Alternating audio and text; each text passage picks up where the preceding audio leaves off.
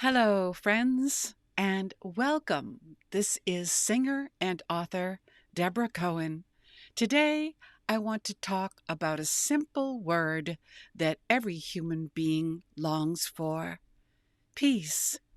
We place it on bumper stickers, we sing about it, we pray for it, we march for it, we write on posters, we tattoo it on our bodies.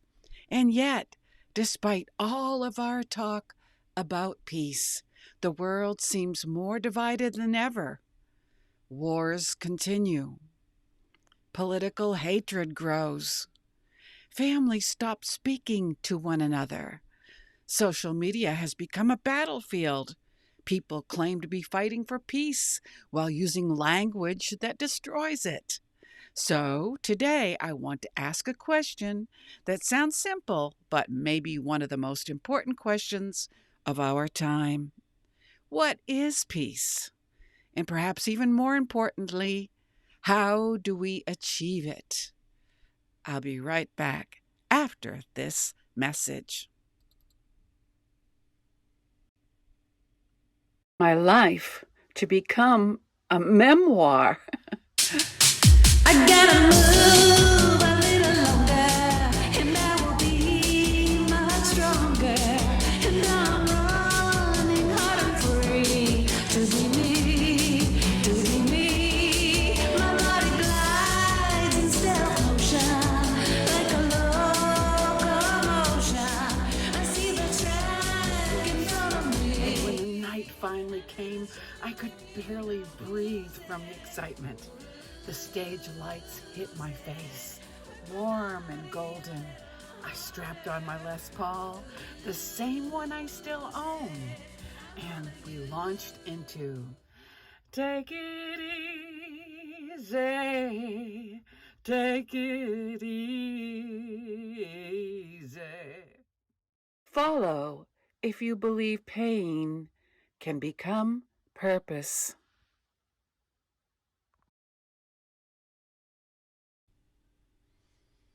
And again, this is Deborah Cohen. And the question is, what is peace and how do we achieve it? Let's dig in. What peace is not. Many people think peace simply means the absence of war, but that definition is incomplete. Two nations can stop shooting at each other and still hate one another. A husband and wife can stop arguing and still be emotionally distant. A community can appear peaceful on the surface while resentments simmer underneath. Peace is more than silence. Peace is more than a ceasefire as we know today. Peace is more than avoiding conflict. True peace is harmony. It's wholeness. It's reconciliation. It is the restoration of relationships. The ancient Hebrew word for peace is shalom. Shalom. Shalom means much more than merely no war. It implies completeness, well-being, health, prosperity, and right relationship with God and with one another. When Jewish people greet one another with shalom, they are wishing each other a life of wholeness. What a beautiful concept. Many Americans associate peace with the familiar circular peace symbol that became popular in the 60s. For baby boomers like me, that symbol evokes memories of a turbulent era: the Vietnam War, anti-war demonstrations, flower children, music festivals, young people yearning for a better world. Many carried peace signs because they sincerely wanted an end to violence. That desire was noble.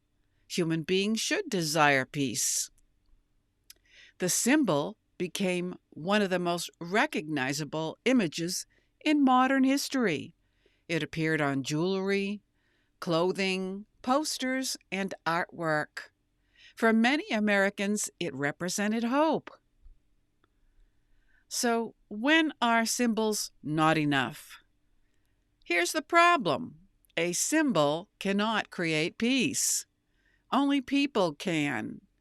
History teaches us that peace signs alone do not stop wars.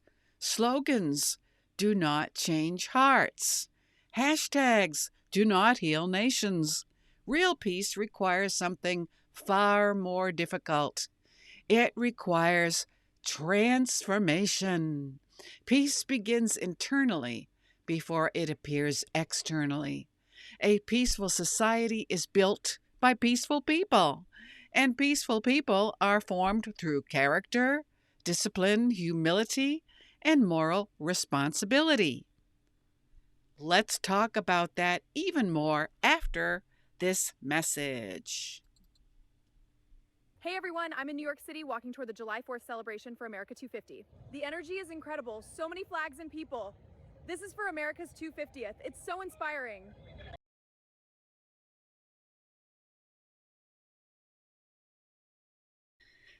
It's so inspiring, isn't it? And this is Deborah Cohen. Let's talk about the hand gesture that means different things. One of the most fascinating realities of our modern world is that symbol, and that symbols can remember and mean different things to different people. Many Americans recognize the raised V-shaped hand gesture as a sign of peace. During the Vietnam era, it became associated with peace movements and anti-war activism. Yet, the same gesture has also been used in other contexts around the world. Some political groups use it as a sign of victory. Some military groups use it after battlefield success. Others use it to signal resistance, nationalism, or ideological commitment. The same hand gesture can communicate entirely different messages depending on who is using it and why. This teaches us something important. Peace is not determined by a symbol. Peace is determined by intent and action. A person can display a peace sign while spreading hatred, as we see with Hamas. Another person may never display the symbol at all and yet spend their entire life building peace. The symbol is not the reality. Character is the reality. The paradox of our time: we do live in a strange age. People often claim to stand for peace while speaking words of contempt. They demand tolerance while showing none. They call for unity while demonizing anyone who disagrees with them. This contradiction is destroying civil discourse. You cannot insult people into peace. You cannot shame people into peace. You cannot threaten people into peace. And you certainly cannot hate people into peace. Peace built upon hatred is not peace. It's merely a temporary pause before the next conflict. Peace begins with speech.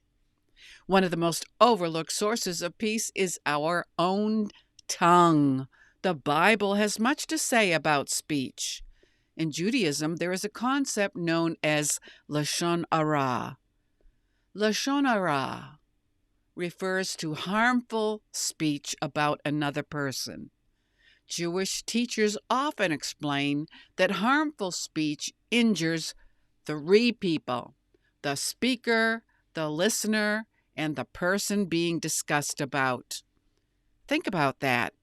Every hateful post online, every cruel rumor, every malicious comment, every insult, every act of character assassination, each one damages multiple lives. Words matter. Nations rise or fall on words. Families rise or fall on words. Friendships rise or fall on words.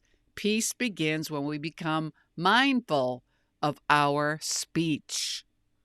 So the inner war Most wars begin long before first shot is fired. They begin in the human heart. Fear, pride, envy, bitterness, resentment, unforgiveness. These are the seeds of conflict. The battlefield is often simply the final stage of an inner struggle that has gone unresolved. This is why every great spiritual tradition emphasizes self-examination.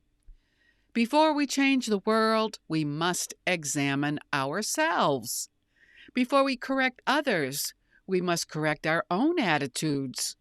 The hardest battle most of us will ever fight is the battle within.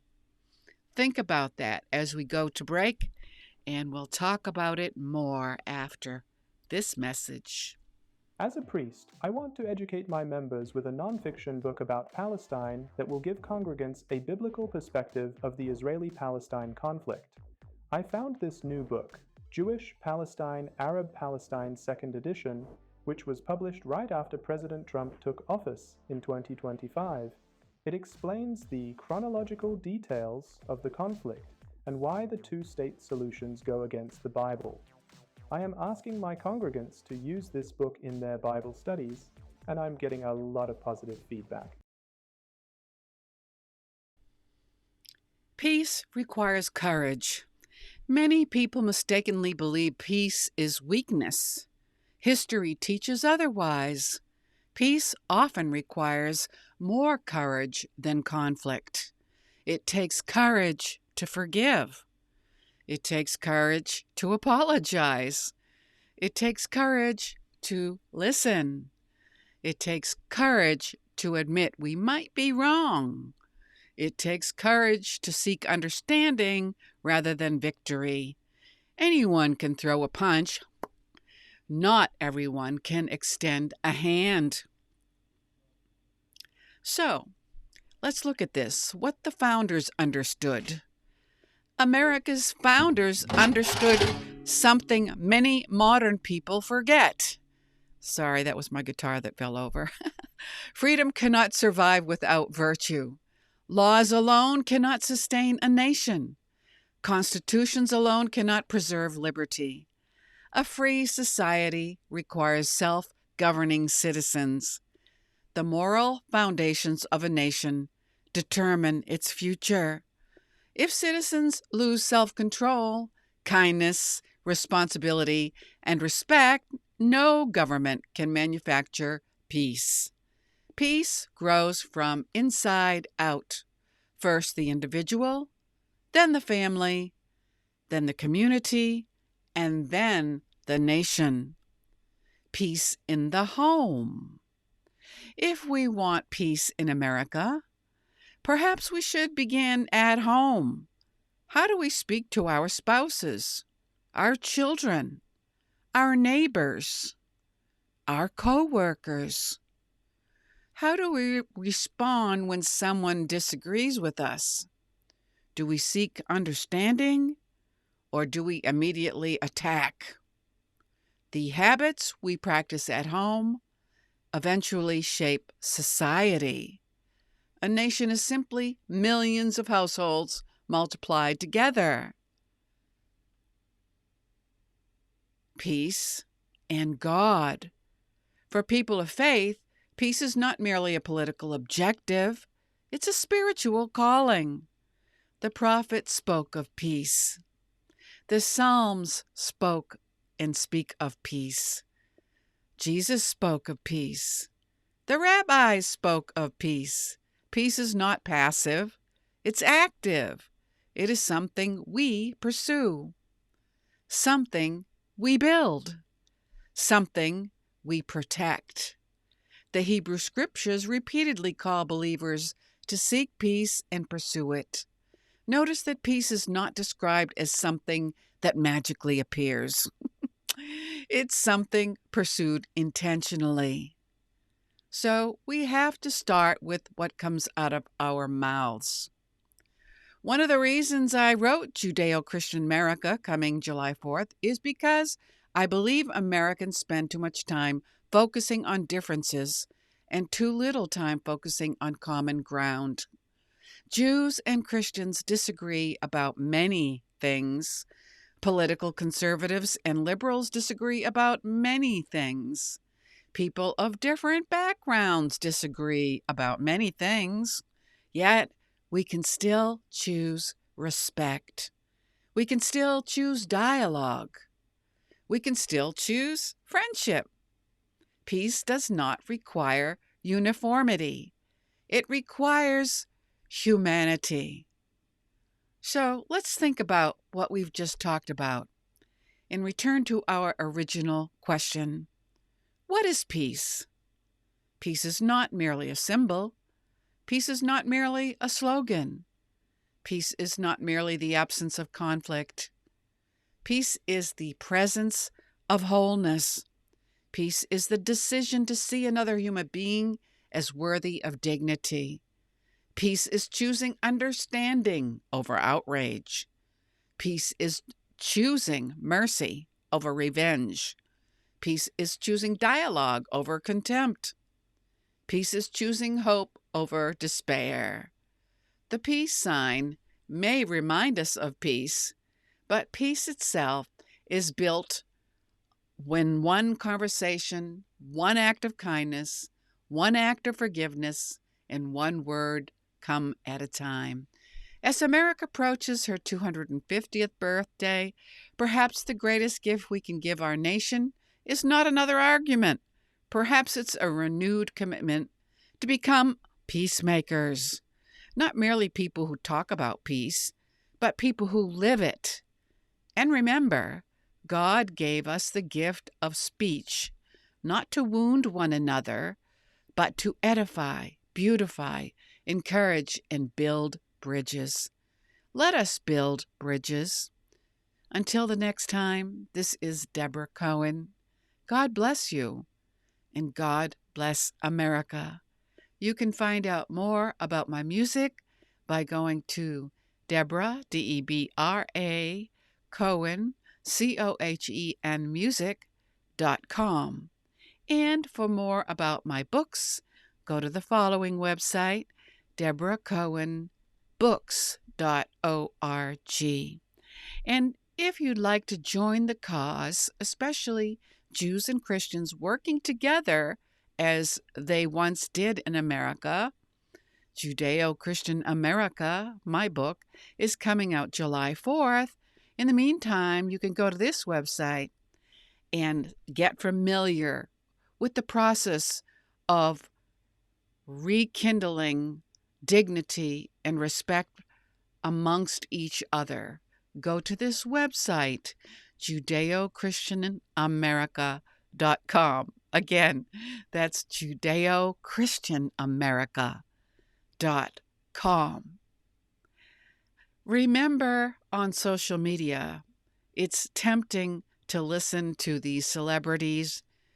Unfortunately, even one of my favorites, Barbara Streisand, is speaking ill will against President Trump and the government.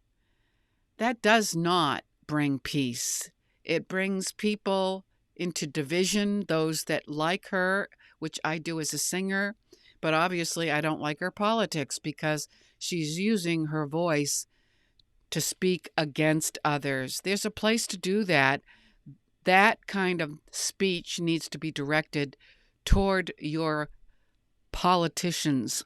You can look online, Google for your public politicians and write them letters, call them in D.C. or locally, visit the politicians when they come to your community.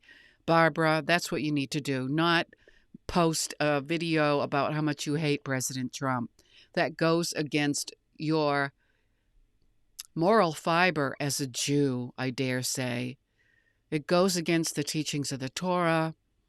Please, let's pursue peace instead of attacking each other using our fame to divide people. That's not why we're here. That's not why God made us. Think about your words. They matter. God bless you. God bless America. Thank you for listening.